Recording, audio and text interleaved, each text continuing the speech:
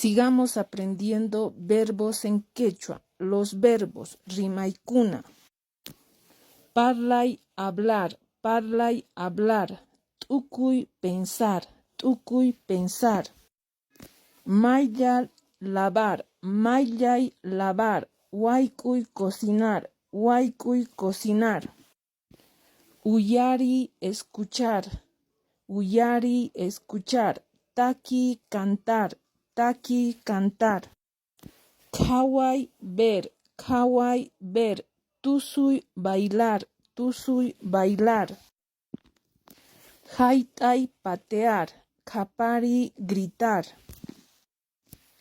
Ñawi, leer. Ñawi, leer. Pichay, barrer. Pichay, barrer. Qelqey, escribir. Qelqey, escribir. Muski, oler. Muski, oler. Chayllakunanrayku, Pachi. Eso es todo. Gracias.